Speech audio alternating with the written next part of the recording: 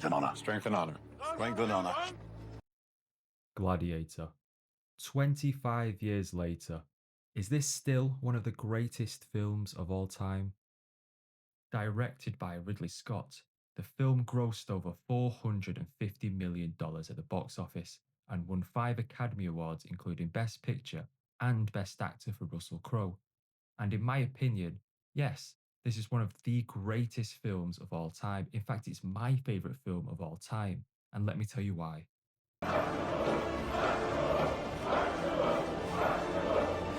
Now, to give you a little synopsis of the film, if you haven't seen it already, which to be honest, if you haven't, then I'd advise you to immediately.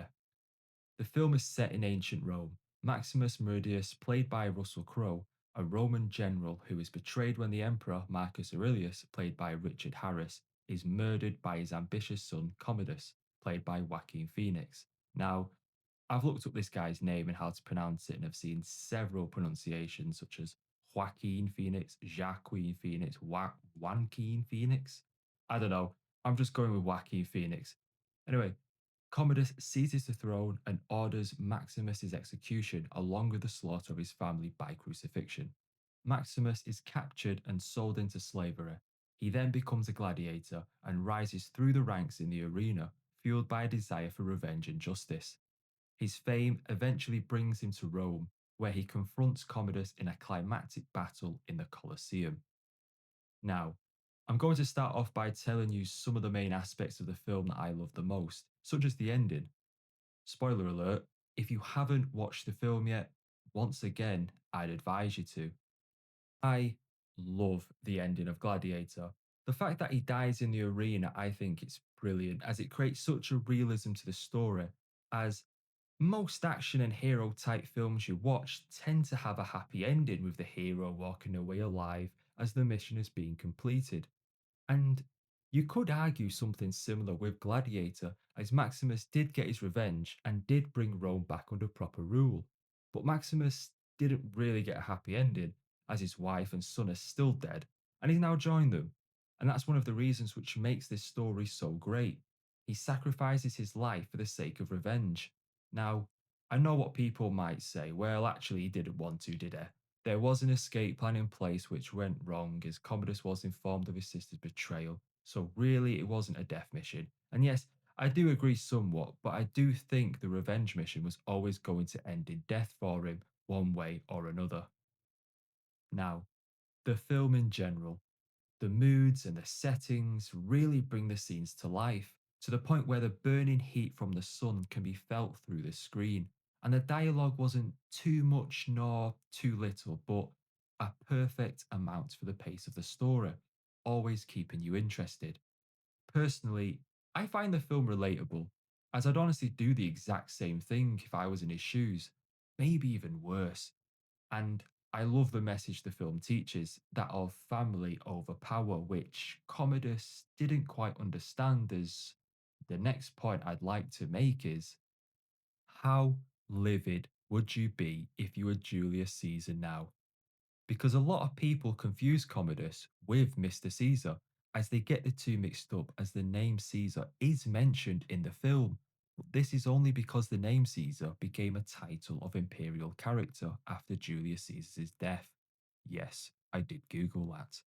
And upon reading on Google and Reddit, there have been a lot of questions to whether Commodus is Mr. Caesar himself, which brings me back to my original question. How livid would you be if you was Julius Caesar now? A lot of people, I imagine, think Mr. Caesar is a lover of incestuous relationships due to Commodus's actions in the film. Or should I say zero action? Yeah? Guys, am I right? Yes, due to Commodus wanting kids with his own sister in the film and the confusion behind the Caesar name, some people think Mr. Caesar is an inbred pervert.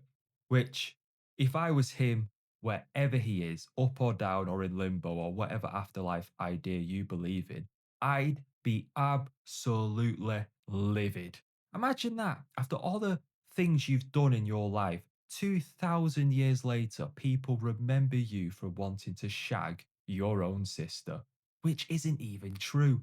I'd be haunting everyone that had anything to do with that film. Seriously, I'd be cursing them till the earth ends, till time ceases to exist. And you know what?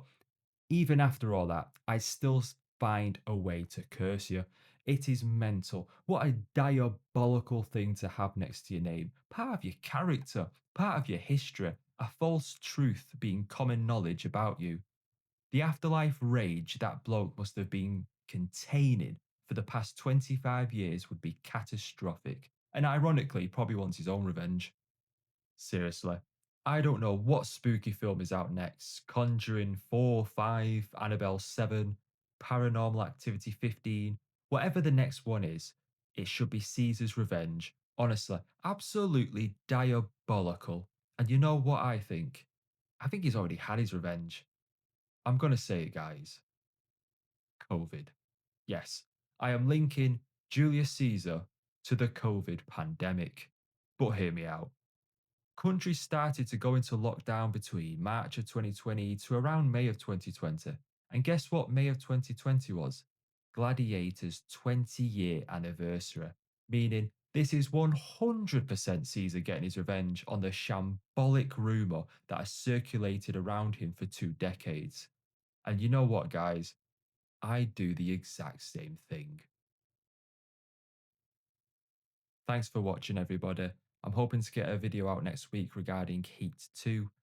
Should we really be getting a sequel? Should they be making a sequel? I don't know. It's all up in the air at the moment. We'll be discussing this. I think the first one's so perfect. Just leave it. A bit like Gladiator. I know they made a sequel and some people like it, some people don't.